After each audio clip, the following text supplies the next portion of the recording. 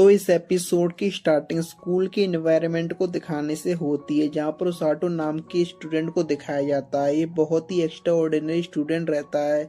वो अपने कामों में ही मस्त रहता है और इसी वजह से स्कूल में उसके कोई खास दोस्त भी है नहीं। एक दिन जब बाहर जोरदार बारिश हो रही थी, तभी उसाटो देखता है कि उसका अम्ब्रेला कोई अम्ब्रेला स्टैंड से निकाल ले गया है।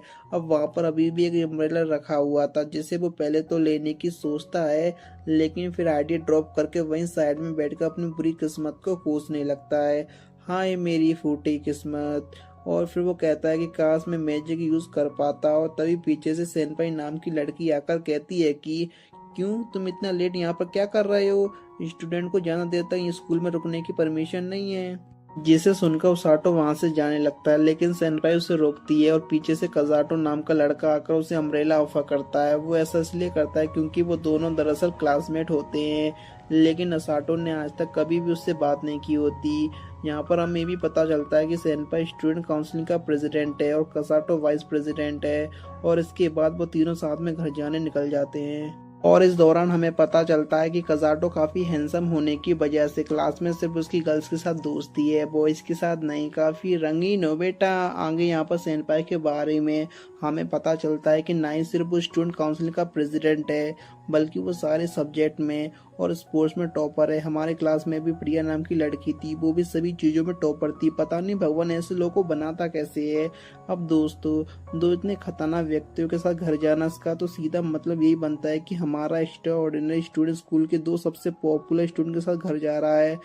अब उन दोनों की इतनी अच्छी केमिस्ट्री को देखकर उसाटो उनसे पूछता है कि क्या तुम दोनों डेट कर रहे हो, क्योंकि उसने बाकी स्टूडेंट को ऐसा कहते हुए सुना था। जिस पर ये दोनों कहते हैं कि नहीं, ऐसा नहीं है, हम दोनों एक साथ इसलिए ज़्यादा टाइम स्पेंड करते हैं क्योंकि हम स्टूडेंट काउंसलिंग के मेंबर हैं, ना कि हम डेट कर रहे हैं। और ये बात उन दोनों को काफ़ी अच्छी भी लगती है कि उसने उसाटो से डैड उसके बारे में पूछा, ना कि पीठ पीछे बातें की। खैर, इसके बाद ये तीनों घर जाते हुए ग्रेजुएशन के बाद वे लोग क्या करने वाले हैं इसके बारे में बात करते हैं, जहाँ पर सेनपाई कहती है कि मुझे तो खुद नहीं पता कि मैं ग्रेजुएशन के बाद क्या करना चाहती हूँ। दोस्तों, ये टॉपर लड़कियां बहुत खतरनाक होती हैं, इनको सब पता होता है लेकिन बताती नहीं है। ये एग्जाम से पहले पढ़ पढ़ कर आ जाती हैं, और मैं तो कुछ भी नहीं पढ़ा, मैंने तो कुछ भी नहीं पढ़ा। खतरनाक होती है, इनसे बच के रहना। आगे सेनपाई भी ये कहती है कि मुझे तो लगता है कि मैं इस वर्ल्ड में बिलोंग ही नहीं करती हूँ, जिसे सुनकर उसाटो मन में कहता है कि अरे सेनपाई तो बिल्कुल मेरी तरह ही सोचती है। तभी सेनपाई और कसाटो कोई बेल की आवाज सुनाई देती है, लेकिन ऐसी कोई आवाज उसाटो को नहीं सुनाई दे रही थी। वो बेल की आवाज धीरे धीरे बढ़ती जा रही थी, मानो कि वो उनकी तरफ आ रही हो। और एकदम से ये तीनों के पैर में तले कोई मैजिक सर्कल एक्टिवेट होता है, जिस पर उसाटो कहता है कि शायद किसी दूसरे वर्ल्ड का गेट है। जिसे सुनकर सेनपाई कहती है कि उसाटो, क्या तुम्हें लगता है कि उस वर्ल्ड में मैजिक मॉन्स्टर और हीरोज होंगे? अब इस पर उसाटो को जवाब दे पाता, इससे पहले ही वो तीनों वहां से गायब हो जाते हैं। बूम। और जब आंग उसाटो अपनी आंखें खोलता है, तो वह तीनों बड़े से महल के बीच में थे। उन लोगों को कुछ भी समझ में नहीं आ रहा था कि उनके साथ क्या हो रहा है। आगे जब उसाटो सेनपाई की तरफ देखता है, तो उसकी आंख फटी की फटी रह गई थी, क्योंकि वो उस बड़े से महल को देखकर घबराने की वजह काफी एक्साइटेड हो गई थी। इसके बाद किंग अपना इंट्रोडक्शन देते हुए उनका वेलकम करता है और कहता है कि हमने आप लोगों को यहाँ पर हीरो स्मगलिंग रिचुअल से समन किया है, हीरोज का रोल निभाने के लिए। जिसे सुनकर सेनपाई तो चाहते हुए आसमान में पहुंच जाती है, क्योंकि वो फैंटेसी वर्ल्ड में तो ये सब सोचती होगी। उसकी खुशी का तो बिल्कुल ठिकाना नहीं होता, क्योंकि वो हमेशा से ऐसा कोई एडवेंचर किसी दूसरी दुनिया में जाना चाहती थी। देखो, मैंने कहा ही था ना, लड़की अलग ही तरीके से सोचती हैं। आगे की उन लोगों को बताता है कि 2 साल पहले हमारे किंगडम पर अचानक से डीमन लॉर्ड ने अपनी डीमन आर्मी के साथ अटैक कर दिया था। हमने जैसे तैसे करके उनके साथ हराया, लेकिन अब वो अपनी आर्मी को बढ़ाते जा रहे हैं, और इसलिए हमने हीरोज मनी रिचुअल का यूज करके आप लोगों को यहाँ पर समन किया है। लेकिन यह सब सुनकर कजाटो काफी ज्यादा गुस्सा आता है और वो कहता है कि इन सब से मुझे कोई लेना देना नहीं है। आपने हमें बिना हमारी परमिशन के यहाँ पर समन कैसे किया?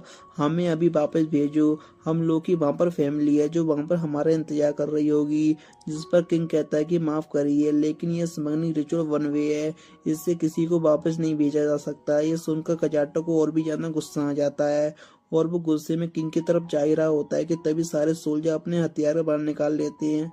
ये देखकर उसाटो कजाटो से कहता है कि मैं जानता हूँ कि तुम अभी काफी परेशान हो, लेकिन ये सही टाइम नहीं है उनके साथ फाइट करने का। ये सुनकर कजाटो थोड़ी देर के लिए ही सही लेकिन शांत हो जाता है, और तभी किंग उनके सामने आकर घुटनों के बल बैठकर कहता है कि मैं आप लोग से प्रॉमिस करता हूँ कि मैं नियर फ्यूचर में आपको वापस भेजने का कोई ना कोई तरीका जरूर ढूंढ लूंगा, लेकिन तब तक प्लीज आप हमारी मदद कीजिए। और इतना कहते से महल के सभी लोग उनके सामने घुटनों के बल बैठ जाते हैं। अब ये सब देखकर सेनपाई किंग से पूछती है कि आप हमें हीरोज कहकर क्यों पुकार रहे हो, अब तो हमारे बारे में कुछ जानते भी नहीं हो। जिस पर किंग चश्मिश लड़की को सामने बुलाता है और वो उन लोगों को बताती है कि हीरोज मंगनी रिचुअल से पूरे यूनिवर्स में ही उन लोगों को समन करता है जो उसके लायक होते हैं। और मुझे पूरा यकीन है कि यहाँ पर आने से पहले आपको बेल की आवाज जरूर सुनाई दी होगी, जिसे सुनकर इन दोनों को तो याद आता है कि हाँ, उन्हें तो बेल की आवाज सुनाई दे रही थी। और फिर तभी सब लोग घूरकर उस ऑटो की तरफ देखते हैं जिसे कोई बेल की आवाज सुनाई नहीं दी थी। और ये सुनकर उस ऑटो समझ जाता है कि वो सिर्फ उनके साथ यहाँ पर खींचा चला आया है, यानी कि बिन बुलाए मेहमान। बज जाओ ताली। इसके बाद वो चश्मिश लड़की उन तीनों को क्रिस्टल बॉल रूम में लेकर आती है, जहाँ पर एक बड़ा सा क्रिस्टल रखा हुआ था। दरअसल उसके ऊपर हाथ रखकर वे लोग अपनी मैजिक एबिलिटी के बारे में जान सकते हैं। तो इधर उसाटो कजाटो से कहता है कि चश्मे गर्ल ने उसे कहा था कि भले ही वो यहाँ पर गलती से आ गया है, लेकिन फिर भी मैजिक यूज कर सकता है। जिस पर कजाटो कहता है कि क्या तुम्हें गुस्सा नहीं आ रहा कि उसने तुम्हें फोर्सफुली समन किया है। जिस पर उसाटो कहता है कि यहाँ पर गुस्सा करने से कोई फायदा नहीं होगा, हम वापस थोड़ी ना चले जाएंगे, तो हमें यहीं पर रुककर वापस जाने का रास्ता ढूंढना चाहिए। जिसे सुनकर कजाटो से इम्प्रेस हो जाता है। वाह, क्या अच्छी बात करी बंदे ने। तो इसके बाद चश्मे सबसे पहले सेनपाई को क्रिस्टल बॉल पर हाथ रखने के लिए बुलाती है। और फिर जब सेनपाई क्रिस्टल बॉल पर अपना हाथ रखती है तो वो ब्राइट येलो कलर का चमकने लगता है, जिसे देखकर चश्मिश कहती है कि इस कलर का मतलब है कि आप थंडर मैजिक का यूज कर सकती हो, जो कि काफी शानदार होता है। इसके बाद चश्मिश कजाटो क्रिस्टल बॉल पर अपना हाथ रखने के लिए बोलती है। जब कजाटो क्रिस्टल बॉल पर अपना हाथ रखता है तो ब्राइट व्हाइट कलर का चमकने लगता है, जिसे देखकर चश्मिश कहती है कि इसका मतलब है कि आप लाइट मैजिक का यूज कर सकते हो, जो कि काफी रेयर होता है और काफी कम लोग इसका यूज कर सकते हैं। उसके बाद चश्मिश फाइनली उस ऑटो को क्रिस्टल बॉल पर हाथ रखने के लिए बुलाती है। और जब उस ऑटो ऐसा करता है तो क्रिस्टल बॉल का ब्राइट ग्रीन कलर का इमिट करने लगता है। यह देखकर चश्मिश की आंखें फटे की फटी रह जाती हैं। और फिर वो तुरंत उस ऑटो को किंग के पास लेकर आती है। और जब किंग को पता चलता है कि क्रिस्टल में से ग्रीन लाइट निकली है तो वो उसकी आंखें फटे की फटी रह जाती हैं। और वो डर के मारे कहता है कि हमें जल्दी से उस ऑटो को यहाँ से लेकर जाना होगा किसी सेफ जगह पर, इससे पहले कि उसे पता चल जाए। ये सुनकर उस ऑटो को तो लगता है कि उसके पास कोई काफी खतरनाक मैजिक है। अब इसके ऊपर किंग को कोई जवाब दे पाता, तभी दरवाजा खोलकर रोज नाम की लड़की अंदर आ जाती है, जिसे देखकर सोल्जर और चश्मिश के साथ साथ किंग भी काफी ज्यादा डर जाते हैं, मानो कि उन्होंने कोई भूत देख लिया हो। तो वहीं अंदर आने पर रोज किंग की समन किए गए हीरोज के बारे में पूछती है। और फिर वो साटो को देखकर कहती है कि क्या तुम वही हीरो हो, जिसे देखकर साटो की फटकर 16 हो जाती है। तो किंग कहते हैं कि नहीं नहीं नहीं, ये लड़का वो हीरो नहीं है, ये तो बस हीरो के साथ खींच कर चला आया है। और तभी चश्मिश कहती है कि वो बाकी हीरोज के क्रिस्टल बॉल रूम में है, जिसे सुनकर रोज वहां उस तरफ जाने लगती है। और ये देखकर किंग चैन की सांस लेते हैं। लेकिन तभी उस साटो उनसे पूछ बैठता है कि क्या आपने मुझे बताया नहीं कि मेरे पास कौन सी मैजिक है, उस ग्रीन लाइट का मतलब क्या है। अब ग्रीन लाइट सुनते ही हीरोज की तो छठी इंद्री एक्टिवेट हो जाती है और वो साटो को अपने साथ ले जाने का डिसाइड करती है। तभी किंग के कहने पर चश्मिश साटो को एक बबल में बंद करके महल से बाहर लेकर जाती है। लेकिन यहाँ पर रोज भी कम नहीं होती, वो बंदरों की तरह उछलकर कूदकर आखिर में उस साटो को अपने साथ लेकर चली जाती है। तो इस तरफ चश्मिश कजाटो और सेनपाई से कहती है कि उस ऑटो को रोज अपने साथ लेकर चली गई है जो रेस्क्यू टीम में एडमिशन लेने के लिए। दरअसल जो ग्रीन लाइट उस ऑटो क्रिस्टल बॉल से निकली थी, उसका मतलब है कि उसके पास infinite number of magic of healing magic है, जो कि इस वर्ल्ड में काफी रेयर होती है। जिसे सुनकर सेनपाई कहती है कि इसका मतलब है कि उस ऑटो वहाँ पर सेफ है, अभी पता चलेगा। तो दूसरी तरफ रोज उस ऑटो को अपने घर लेकर आती है, जहाँ पर उसे पता चलता है कि वो एक हीलिंग मैजिक यूजर है और अब वो रोज एक साथ रेस्क्यू टीम में ट्रेनिंग लेगा। जिसके बाद रोज बाकी के बॉयज को अंदर आने के लिए कहती है। और जब वो अंदर आते हैं तो उन लोग खतरनाक चेहरे को देखकर उस ऑटो की जितनी बची थी उतनी भी फट जाती है। इसके बाद वो लोग उस ऑटो के पास आकर एक एक करके उसका इंट्रोडक्शन देते हैं, मानो कि खाने का मेन्यू सुना रहे हों। तो वहीं रोज जाने से पहले कजाटो से कहती है कि मेरे 2 सबऑर्डिनेट हैं जो कि हीलिंग मैजिक का यूज कर सकते हैं, लेकिन वो इस पर कहीं और काम कर रहे हैं और ये 5 हीलिंग मैजिक का यूज नहीं कर सकते। तो फिर आगे रोज वहां से जाने के बाद पांचों सवर्ण उस ऑटो से कहते हैं कि बॉस खुद तुम्हारी ट्रेनिंग करने वाले हैं, तो तुम्हारी ट्रेनिंग नर्क से कम नहीं होगी। भगवान से दुआ करो कि बॉस तुमसे थोड़ी नरमी दिखाएं। तो इतना कह के वो सब लोग उस पर हंसने लगते हैं। और इसके बाद ऑटो सोने के लिए जाता है और इस दौरान वो सोच रहा होता है कि घबराने की कोई बात नहीं, सब कुछ ठीक होगा। तो दूसरी तरफ रोज कहती है कि हीलिंग मैजिक यूजर वो भी दूसरे वर्ल्ड से, देखते हैं कि कैसा काम करता है। आओ चलो देखते हैं, लेकिन अगले एपिसोड में, क्योंकि एपिसोड तो यहीं पर खत्म होता है। तो इस एपिसोड की स्टार्टिंग अभी अभी सोकर उठे उस ऑटो को दिखाने से होती है। वो कहता है कि मुझे लगा था कि ये सब एक सपना होगा, लेकिन मैं तो सच में दूसरे वर्ल्ड में आ गया हूँ। तभी उसे बताया जाता है कि उससे मिलने कोई आया है और वो कजाटो सेनपाई थे। वो दोनों साटो को सही सलामत देखकर काफी खुश होते हैं, जिस पर साटो भी कहता है कि मैं भी काफी खुश हूँ। लेकिन तभी उसे याद आता है कि आज से तो रोज उसकी ट्रेनिंग स्टार्ट करने वाली है, और ये बात याद आते ही उसका चेहरा उतर जाता है। लेकिन फिर भी वो कहता है कि मैं कुछ तो अच्छा काम करना चाहता हूँ, किसी के काम आना चाहता हूँ। जिसे सुनकर ये दोनों भी कहते हैं कि हाँ, आज से हमारी भी स्टार्ट होने वाली है ट्रेनिंग। और तभी कजाटो साटो को थैंक्स कहता है, क्योंकि उसी की वजह से उसने भी आज अपना मन बना लिया है। वो यहाँ पर रहकर कड़ी मेहनत करेगा, जिससे सेनपाई भी एग्री करती है। और इसके बाद वो दोनों वहां से लौट जाते हैं। तो वहीं उन लोगों को जाते हुए देखकर साटो कहता है कि मुझे उतना स्ट्रांग होना है कि मैं उन लोगों को सपोर्ट कर सकूं। तभी पीछे से रोज आती है, जिसे देखकर साटो डर के मारे झुकते हुए उसे थैंक्स कहता है, उसे उसके दोस्तों के साथ मिलने देने के लिए। जिस पर रोज कहती है कि ये कोई जेल थोड़ी ना है, तुम अपने दोस्तों के साथ मिल सकते हो, लेकिन जब तुम ट्रेनिंग ना कर रहे हो तब। साथ ही में रोज यहाँ पर साटो को एक डायरी भी देती है, जिससे वो अपनी डेली एक्टिविटी को लिख सकता है, जो कि आगे चलकर उसके काफी काम आएगी। इसके बाद हमें ट्रेनिंग का फर्स्ट डे दिखाया जाता है, जहाँ पर साटो मेडिटेशन कर रहा होता है। जिस पर पास ही में खड़ी रोज कहती है कि इससे मेडिटेशन करके तुम अपने अंदर के माना को फील कर सकते हो। जिसके बाद हम उसे बाहर निकालने की ट्रेनिंग भी करेंगे। इसके कुछ टाइम बाद रोज उसे एक बुक पढ़ने के लिए देती है, जिसे देखकर साटो कहता है कि मुझे यहाँ की लैंग्वेज नहीं आती। तो रोज कहती है कि एक बार बुक खोलकर तो देखो। और जब बुक खोलता है तो वो उसके अंदर की लिखावट साफ साफ समझ पा रहा था। जिस पर रोज कहती है कि यहाँ पर समन किए गए हर एक व्यक्ति के अंदर गूगल ट्रांसलेशन पहले से इंस्टॉल किया हुआ आता है। अरे तेरी तो गूगल ट्रांसलेशन बहुत एडवांस हो गए यार ये तो। आगे वो बताती है कि यहाँ पर अपना किंगडम है और उसके ठीक सामने डीमन टेरिटरी है, जिसकी वजह से डीमन अक्सर हमारे किंगडम पर अटैक करते रहते हैं। और इस बुक के अंदर डीमन टेरिटरी में रहने वाले सारे डीमंस के बारे में लिखा हुआ है, जिसे जानना उस ऑटो के लिए काफी ज्यादा जरूरी है, और इसलिए वो उसे पढ़ने के लिए लग जाता है। इसके बाद ट्रेनिंग के दूसरे दिन रोज उसे पूरा दिन रनिंग करने के लिए कहती है, जिसके कारण वो अपने अंदर का माना ज्यादा फील कर पा रहा था। फिर तीसरे दिन भागते भागते उस ऑटो नीचे गिर जाता है, क्योंकि उसके पैर में चोट आ गई थी। जिसे देखकर रोज उसके पैर पर जोरदार मुक्का मारती है, जिसके कारण दर्द के मारे उस ऑटो जमीन पर रेंगने लगता है। लेकिन तुरंत बाद उसे फील होता है कि उसके पैर का पूरा दर्द गायब हो चुका है। जिस पर रोज कहती है कि मैंने तुम्हारे दर्द को हील कर दिया, चलो जाओ और अब ऐसा भागो कि आज तुम्हारा आखिरी दिन हो, और अगर आज तुम मर भी गए ना तो मैं तुम्हें वापस जिंदा कर दूंगी, बस तुम भागो खतरनाक तरीके से। और फिर चौथे दिन ओसाटो बाकी के लोगों से भागने लगता है, लेकिन उनकी स्पीड काफी ज्यादा तेज होती है। वो लोग उसके एक एक करके पीछे छोड़ते जाते हैं। जिसके बाद पांचवें दिन भी ओसाटो पूरा दिन भागते हुए गुजार देता है।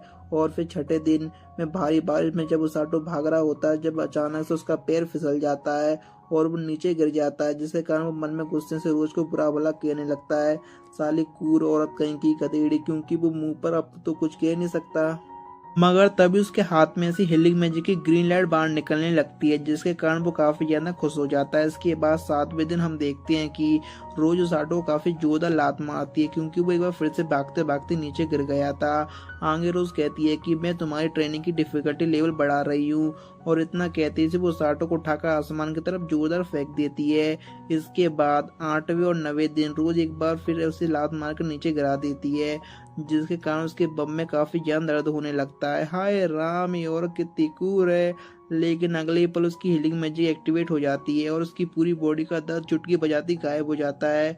और ये देखकर उसे समझ आता है कि हीलिंग मैजिक उसके लिए कितनी ज्यादा जरूरत है और इसलिए वो तुरंत भागना शुरू कर देता है। और 10वें दिन उसाटो हमें बताता है कि अब वो अपनी इच्छा अनुसार हीलिंग मैजिक का यूज कर सकता है, लेकिन वो पूरा दिन खाली भागता ही रहता है और ऐसे वो कैसे कज़ाटो सेनपाई की मदद कर पाएगा। इसके बाद 11वें दिन हम उसाटो को पुशअप लगाते हुए देखते हैं और इस दौरान थकने पर वो अपनी हीलिंग मैजिक का यूज करता है, जिसे देखकर रोज उसे बताती है कि मैं तुम्हारी बॉडी को इतनी कड़ी ट्रेनिंग इसलिए दे रही हूँ ताकि तुम दुश्मनों से बचकर भाग सको और साथ ही में अपने जख्मी साथियों के पास बचकर उन्हें हिल कर सको। इसलिए तुम जितना ज्यादा तेज भागोगे उतनी ज्यादा लोगों को बचा पाओगे।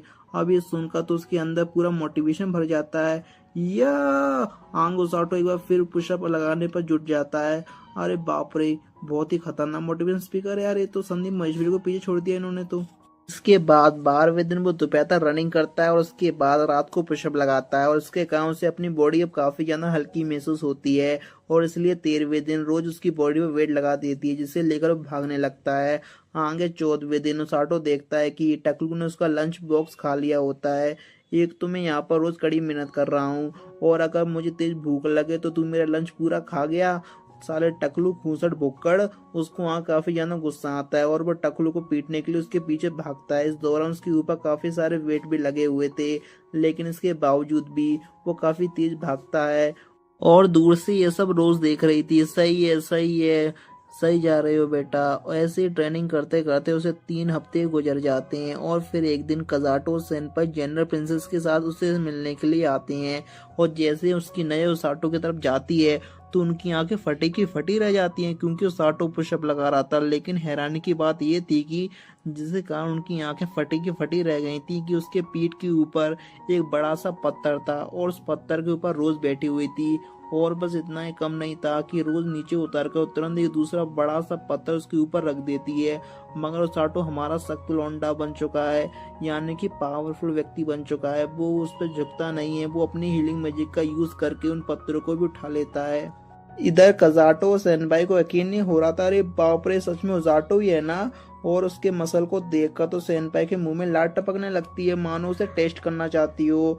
तभी जनरल रोज का कॉलर पकड़कर कहता है कि तुम ये सब क्या कर रही हो, ऐसे करके तुम उस बच्चे का फ्यूचर बर्बाद कर रही हो। जिस पर रोज कहती है कि मेरा तरीका ऐसा ही है और वैसे भी वो मेरा राइट हैंड बनने वाला है, तो उसे इतना तो झेलना पड़ेगा।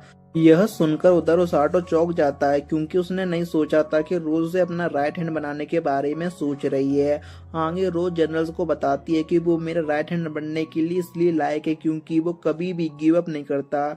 अब क्योंकि ये दोनों तो एक दूसरे क्लास में लेने के मूड में थे, इसलिए जनरल कज़ाटो और सेनपाई उसाटो को प्रिंसेस को दूसरी तरफ ले जाने के लिए कहता है, जिसे सुनकर ये चारों चुपचाप वहां से निकल जाते हैं।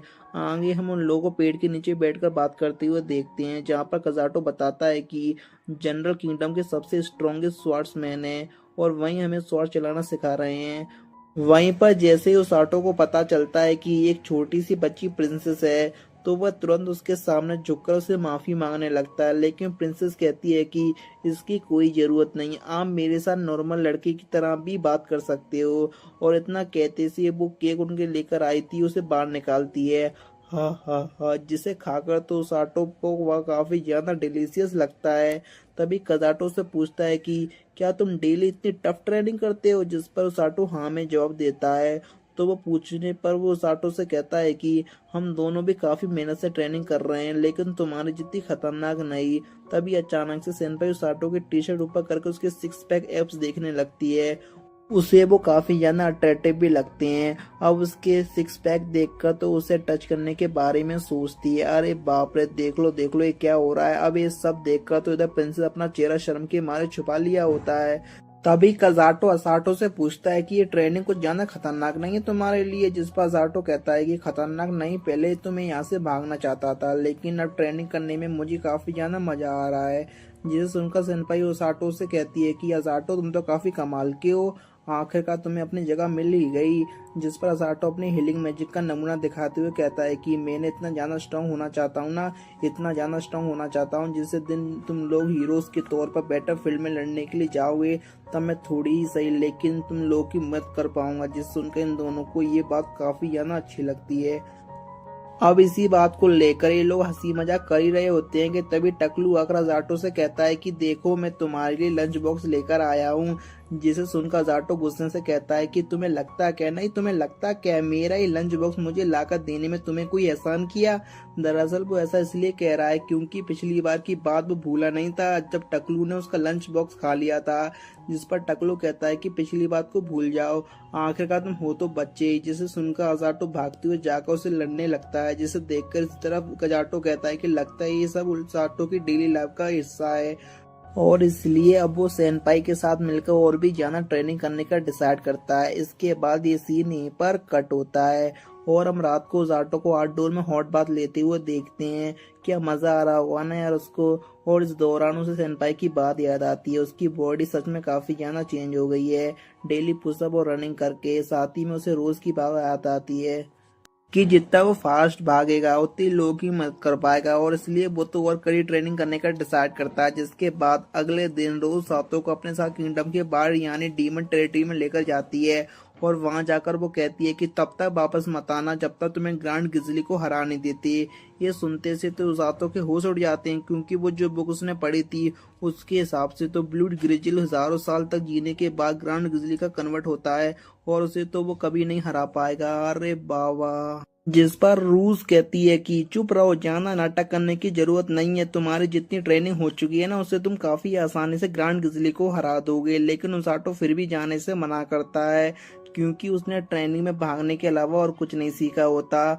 मगर एक खूसट औरत तो उसकी एक भी नहीं सुनती, उसे उठाकर जंगल की तरफ फेंक देती है और फिर उसाटो चीख के साथ ये एपिसोड यहीं पर खत्म होता है।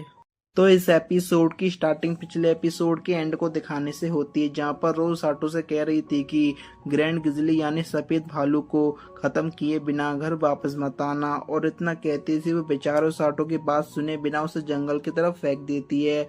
और इस दौरान साटो को लगता है कि आज ना वो किसी भी हालत में जिंदा नहीं बच पाएगा। लेकिन फिर वो तुरंत हीलिंग मैजिक को एक्टिवेट करता है जिसके कारण पेड़ों से टकराने पर चोट उसे लगी थी वो अपने आप हील हो जाती है और वो सुरक्षित जमीन पर लैंड करता है। अब ये सब जानकर उसे एक बात तो समझ में आ गई थी कि ये रोज घुसट है ना, ये बिना सफेद भालू को हराए उसे घर में नहीं घुसने देगी। अब इसके बारे में वो सोच ही रहा था कि तभी भी उसके पीछे से वही बड़ा सफेद भालू निकल कर आता है जिसे देखकर साटो के तो तोते उड़ जाते हैं और वो वहां से भाग खड़ा होता है।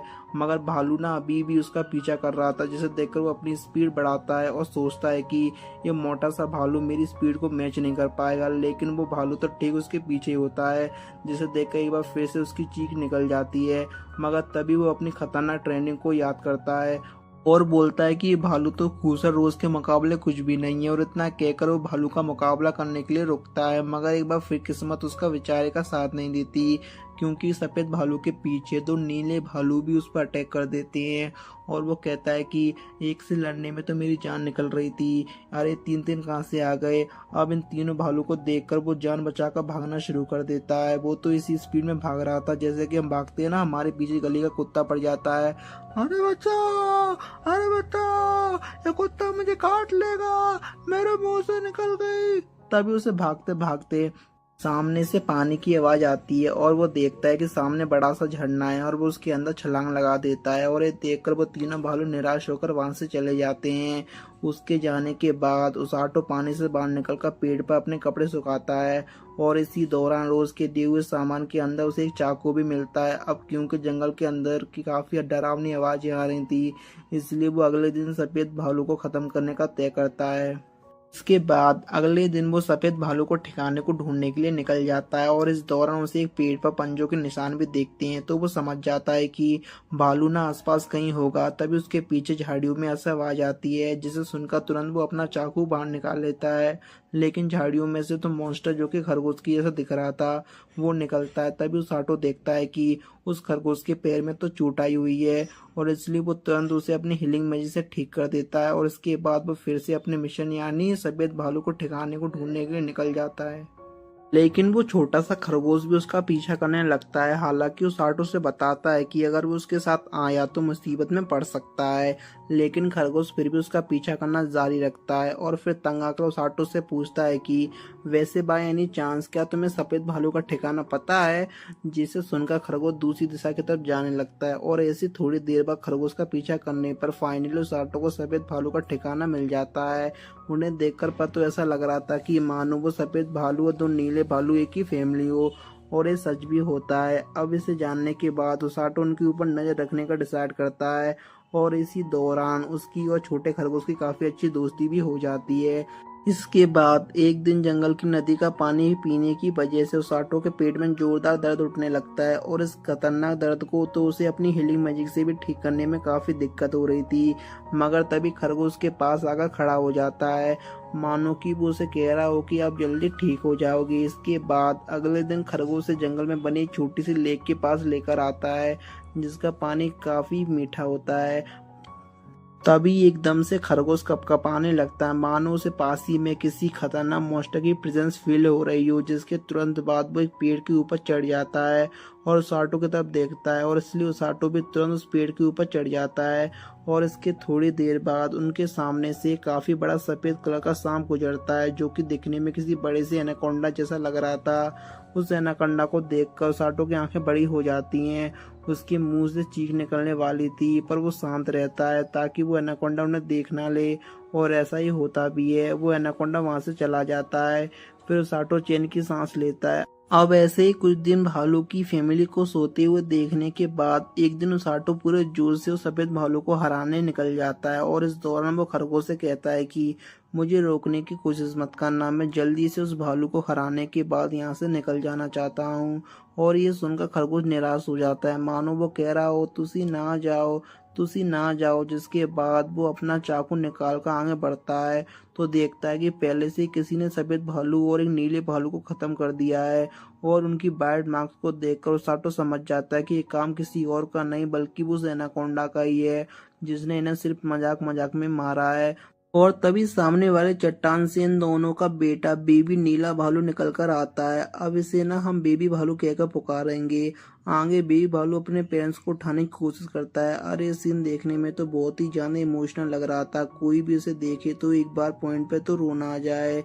अब ये सब देखकर तो साटो काफी ज्यादा गुस्सा आ जाता है और फिर वो उस एनाकोंडा को खत्म करने का तय करके उसी दिशा की ओर निकल जाता है। तो वहीं बेबी भालू जमीन को सूंघकर दूसरी दिशा की तरफ जाता है। तभी सीन कजाटो और सेनपाई की तरफ शिफ्ट होता है। उन्हें टकलू से पता चलता है कि उजाटो पिछले 10 दिनों से रोज के साथ डीमन टेरिटरी में बने जंगल के अंदर है, जिसे सुनकर कजाटो को उसकी फिक्र होने लगती है। लेकिन सेनपाई कहती है कि इससे फिक्र करने की कोई बात नहीं, अगर रोज उसके साथ में है तो वो सही सलामत होगा। और इस बात पर कजाटो भी एग्री करता है कि हाँ बात तो सही है। तो वहीं इस तरह हम देखते हैं कि उजाटो एक लकड़ी को छीलकर उसका भाला बनाता है उस एनाकोंडा से लड़ने के लिए। आगे फिर वो खरगोश से कहता है कि तुम बस मुझे उस तरफ लेकर जाना और उसके बाद तुम वापस आ जाना, जिस पर खरगोश एग्री करता है और उसे रास्ता दिखाने लगता है। जिसके थोड़ी देर बाद जब वे लोग वहां पर पहुंचते हैं तो वो देखते हैं कि उनसे पहले बेबी भालू अपने पेरेंट्स का बदला लेने के लिए वहां पर पहुंच गया था, और वो एनाकोंडा उसके ऊपर अटैक करने वाला था कि उससे पहले पेलो साटो अपना भाला लेकर उसकी तरफ भागता है। लेकिन वो एनाकोंडा तो उसे खाने की फिराक में था, जिससे बचकर उसाटो तुरंत अपना भाला उसकी आंख में घुसा देता है और फिर इसके रिप्लाई में एनाकोंडा उसाटो के ऊपर अपनी पूंछ से मारता है, जिससे उसाटो काफी दूर जाकर गिरता है। लेकिन वो अपनी हीलिंग मैजिक का यूज करके सही सलामत था। अब एक आंख होने के बावजूद भी एनाकोंडा उसके ऊपर फिर से अटैक कर देता है, जिससे बचकर उसाटो उसकी तरफ अपना चाकू लेकर भागता है। लेकिन एनाकोंडा लगातार उसके ऊपर अपनी पूंछ से अटैक करते जा रहा था, और एक पॉइंट पर आकर तो एनाकोंडा उसाटो के हाथ को काट ही लेता है, जिससे उसाटो काफी ज्यादा दर्द हो रहा था। लेकिन इसके तुरंत बाद वो अपनी हीलिंग मैजिक को एक्टिवेट करता है, क्योंकि उसके जिस हाथ में एनाकोंडा ने खाया था उस हाथ पे चाकू होता है, जिसे वो एनाकोंडा के मुंह में घुसा देता है और तब जाकर वहां से छुड़ाता है। लेकिन इसके तुरंत बाद उसाटो को सब ढूंढता धुंधला दिखाई देने लगता है, और ये सब हो रहा था वो एनाकोंडा के जहर की वजह से। मगर तुरंत बाद वो हीलिंग मैजिक का यूज करके अपने आप को अंदर से ठीक कर लेता है और एक बार फिर से एनाकोंडा की तरफ भागने लगता है, जिसे देखकर एनाकोंडा एक बार फिर से उसके ऊपर अपनी पूंछ से अटैक करता है। जैसे बेबी भालू बीच में आकर रोक लेता है और इसी मौके का फायदा उठाकर ओसाटो तुरंत उस एनाकोंडा के सर के ऊपर चढ़ जाता है और उसे एक जोरदार मुक्का दे मारता है, जिसके कारण एनाकोंडा की खोपड़ी हिल जाती है। अब इतना ही काफी नहीं होता, ओसाटो अगले ही पल एनाकोंडा की दूसरी आंख में अपना भाला घुसाकर उसे पूरा अंधा कर देता है, जिसके दर्द के कारण वो एनाकोंडा काफी जोर जोर से हिल रहा था, लेकिन थोड़ी देर बाद उसका हिलना भी बंद हो जाता है। और इससे ओसाटो और सबको लगता है कि उन्होंने फाइनली एनाकोंडा को खत्म कर दिया। और तभी बीवी भालू उसके पास आकर उसे प्यार करने लगता है। अब ये दोनों आगे बात कर ही रहे होते हैं कि तभी जो एनाकोंडा थोड़ी पहले नीचे गिरा हुआ था, अब वो फिर से खड़ा हो जाता है, जिसे देखकर ओसाटो फिर से खड़ा होने की कोशिश करता है, लेकिन उसका पूरा माना खत्म हो चुका था और इसके कारण वो खड़ा भी नहीं हो पाता। अब इसी मौके का फायदा उठाकर वो एनाकोंडा उसके ऊपर अटैक करने वाला होता है, जिसे देखकर ओसाटो कहता है कि ये सब कुछ ना रोज का किया कराया है। लेकिन तभी ऊपर से रोज एनाकोंडा के ऊपर छलांग लगाती है, जिसके कारण एनाकोंडा की ऐसी की तैसी हो जाती है और वो भाई साहब एनाकोंडा हमेशा हमेशा के लिए खत्म हो जाता है। तो रोज को देखकर ओसाटो पूछता है कि आप यहाँ पर क्या कर रही हो। तभी रोज के बालों में से वही खरगोश बाहर निकलता है और हमें पता चलता है कि वो दरअसल रोज का पेट है और उसका नाम कुकरू होता है। रोज ने उसके पे नजर रखने के लिए कहा था। आगे फिर रोज एनाकोंडा के बारे में बताती है कि उसे डीमन लॉर्ड की आर्मी ने क्रिएट किया है और पिछली बार जनरल उसे खत्म नहीं कर पाए। मैंने सोचा नहीं था कि वो सफेद भालू को खत्म कर देगा, क्योंकि सफेद भालू को एक पूरी सोल्जर की यूनिट तक खत्म नहीं कर पाई थी। जिसे सुनकर ओसाटो गुस्से में आ जाता है, क्योंकि रोज ने उसे इतने खतरनाक मॉन्स्टर से अकेले लड़ने के लिए भेज दिया। जिस पर रोज कहती है कि मुझे पता था कि तुम उसे हरा नहीं पाओगे, मैं तो सिर्फ तुम्हें बैटलफील्ड का एक्सपीरियंस देना चाहती थी। अब ये सब सुनकर ओसाटो गुस्सा हो जाता है, लेकिन उससे ज्यादा गुस्सा तो बेबी भालू था, जिसे देखकर रोज कहती है कि लगता है ये तुम्हें पसंद करता है। जिसे सुनकर ओसाटो भालू के ऊपर हाथ फेरता है, जिससे वो शांत हो जाता है। इसके बाद रोज कहती है कि वही बेबी भालू, आज से तुम हमारे साथ रहोगे और क्या तुम इस लूजर को उठा सकते हो जो कि ठीक से मर तक नहीं पाया। जिसे सुनकर बेबी भालू साटो को अपनी पीठ पर उठा लेता है और कुकरू उसको सर के ऊपर खड़ा हो जाता है। और इसके बाद रोज उन तीनों को उठाकर जंगल से बाहर लेकर आती है और फिर रोज साटो से कहती है कि आज तुमने बैटलफील्ड में मेरे साथ खड़े होने का मुकाम हासिल किया, जो कि आज तक बाकी के दो हीलिंग मैजिक यूजर भी नहीं कर पाए। साथ ही में वो यहाँ पर रोज साटो को ये भी कहती है कि कुछ ही टाइम में अब डीमंस और ह्यूमंस के बीच में वॉर शुरू होने वाली है। और तभी सीन डीमन लॉर्ड की तरफ शिफ्ट होता है। वो पूछता है कि वॉर की प्रिपरेशन कैसी चल रही है, जिस पर अमीला डीमन कहती है कि सब कुछ ठीक चल रहा है, हम जल्दी उनके ऊपर अटैक करेंगे। और इसी के साथ एपिसोड यहीं पर खत्म होता है। तो इस एपिसोड की स्टार्टिंग में रोज साटो से कहती है कि जल्दी डीमन के साथ हमारी बैटल होने वाली है और इस वॉर में तुम मेरे साथ फ्रंट लाइन में खड़े होकर घायल सोल्जर को ठीक करने का काम करोगे। जिसे सुनकर साटो कहता है क्या मैं, लेकिन मैं ही क्यों, आपके पास तो दो और हीलिंग मैजिक यूजर भी तो हैं। जिस पर रोज कहती है कि नहीं, उन्हें कुछ और काम दिया गया है। तो आंगो साटो कहता है कि मुझे नहीं लगता कि मैं अभी इस काम के लिए तैयार हूँ। जिस पर रोज कहती है कि अबे अभी नहीं निकलना, तुम्हारे पास थोड़ा टाइम है खुद को और इम्प्रूव करने का। तभी सीन डीमन कैसल की तरफ शिफ्ट होता है, जहाँ पर डीमन लॉर्ड अमीला नाम की डीमन से पूछता है कि वॉर की प्रिपरेशन कैसे चल रही है। जिस पर अमीला कहती है कि सब कुछ ठीक चल रहा है महाराज, हम जल्दी उन पर हमला करेंगे। जिस पर डीमन लॉर्ड कहता है कि इस बार तुम्हें सेना को लीड करना है, पिछली बार हमने उन्हें कड़ी टक्कर दी थी लेकिन फिर भी वो हमारे चंगुल से बच निकले थे, इस बार ऐसी कोई गलती नहीं होनी चाहिए। जिस पर अमीला कहती है कि आप फिक्र मत करें, मैं अपना बेस्ट दूंगी। जिसे सुनकर डीमन लॉर्ड उसे जाने के लिए कहता है। तो वहीं बाहर आने पर अमीला काफी ज्यादा नर्वस दिख रही थी और तभी पीछे से डीमन डॉक्टर आकर उसे टीज करते हुए कहता है कि third army commander demon Lord के सामने नर्वस फील कर रही है। जिस पर अमीला कहती है कि वो डॉक्टर अपना काम करो ना, आपको क्या टीज करने के अलावा कोई काम नहीं है क्या। और इतना कहकर वो वहां से जाने लगती है। तो डीमन डॉक्टर से रोककर कहता है कि मेरा नया एक्सपेरिमेंट लगभग तैयार है, क्या तुम उसे देखना चाहोगी। जिसके बाद वो उसे बड़ा सा डीमन मॉन्स्टर एनाकोंडा दिखाते हुए कहता है कि देखो ये मेरा 72वां एक्सपेरिमेंट मॉन्स्टर टनटना, इसके खतरनाक जहर और पावरफुल नुकीले दांतों के आगे कोई टिक नहीं पाएगा। जिसे देखकर अमीला कहती है कि वाह कितना शानदार है ये। फिर तुरंत अमीला कहती है कि तुम्हारे 71 डीमन मॉन्स्टर एनाकोंडा भी सेम ही थे, बल्कि पिछले वाला तो लड़ाई के दौरान जनरल से बचकर जंगल में भाग गया था। जिस पर डीमन डॉक्टर रोते हुए कहता है कि हाँ मैं जानता हूँ, लेकिन ये सबसे काफी ज्यादा स्ट्रांग है।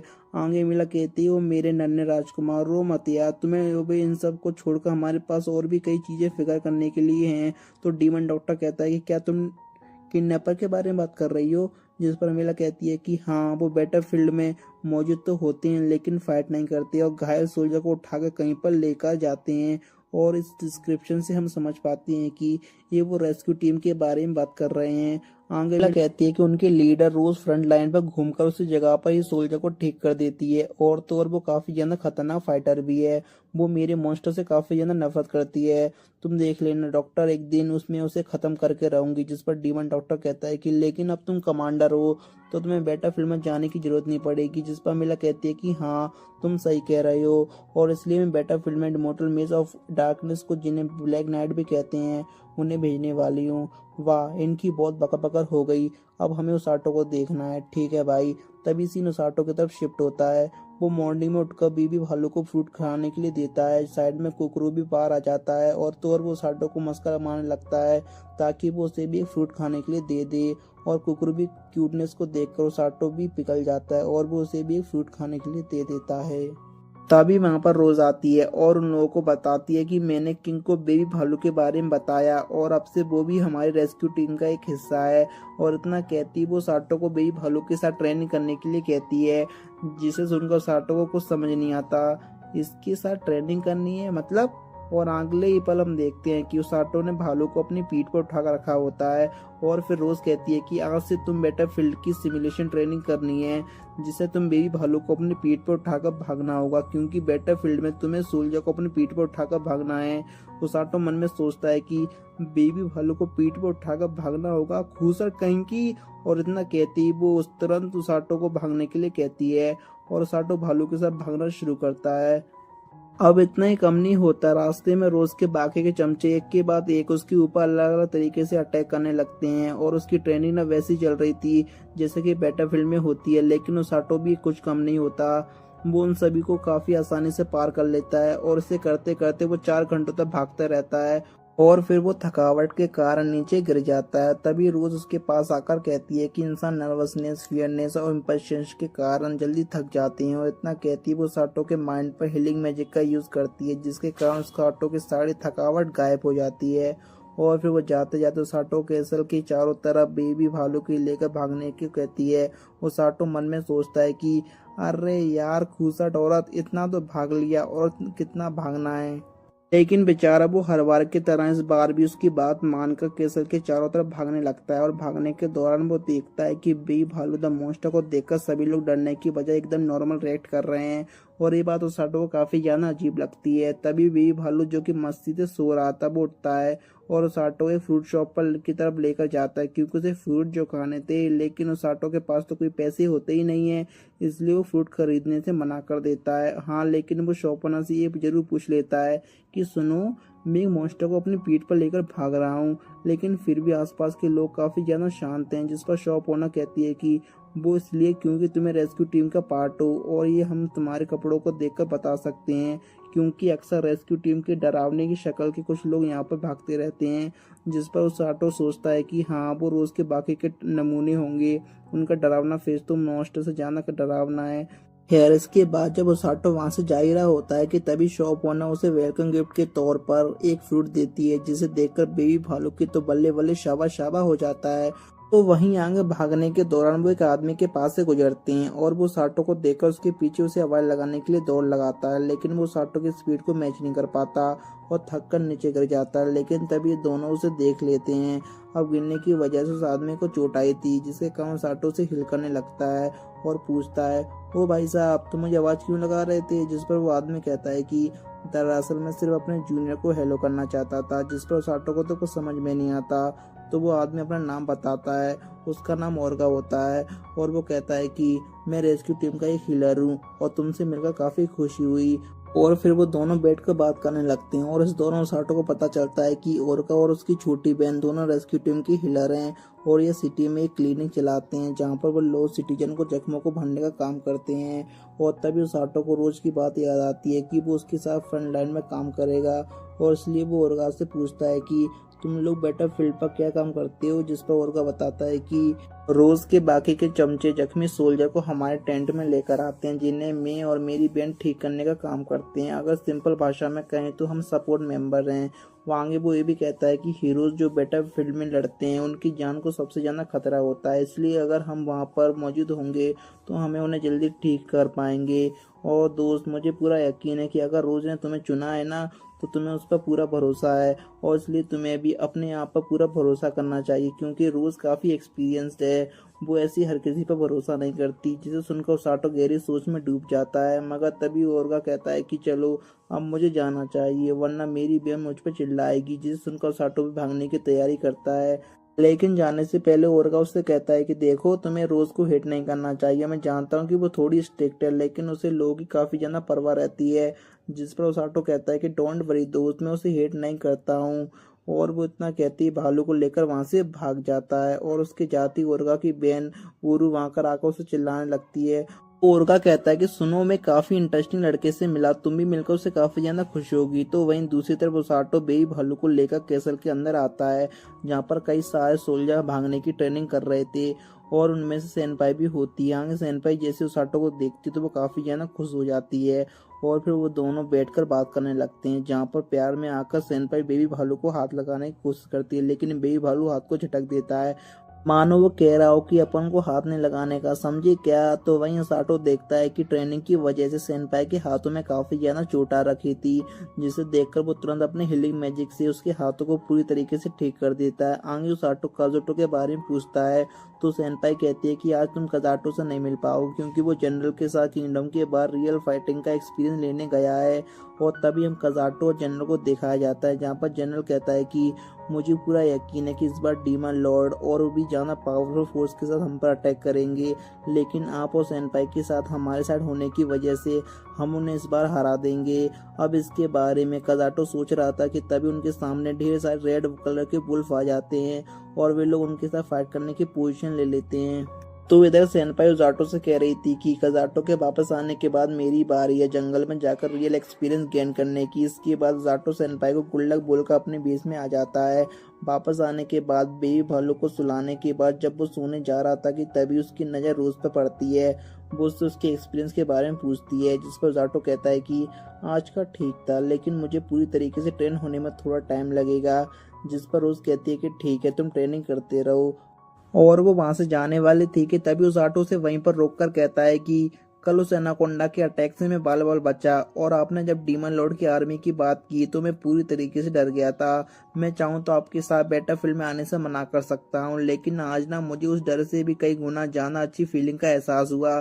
मैं लड़ नहीं सकता, मैं किसी को मार नहीं सकता, लेकिन बैटलफील्ड में कजाटो सेनपाई को हर वो शख्स जिसने मेरी जरूरत होगी मैं उसकी हेल्प करूंगा, क्योंकि मैं हर रेस्क्यू टीम का मेंबर हूँ। जिसे सुनकर रोज मुस्कुराती उसके पास आती है, और वहां पर उसकी छाती पर अपना मुक्का रखकर कहती है कि हम हर उस शख्स को बैटलफील्ड में बचाएंगे जिसे दुश्मन ने बैटलफील्ड में खत्म करने की कोशिश की होगी, क्योंकि हमें रेस्क्यू टीम।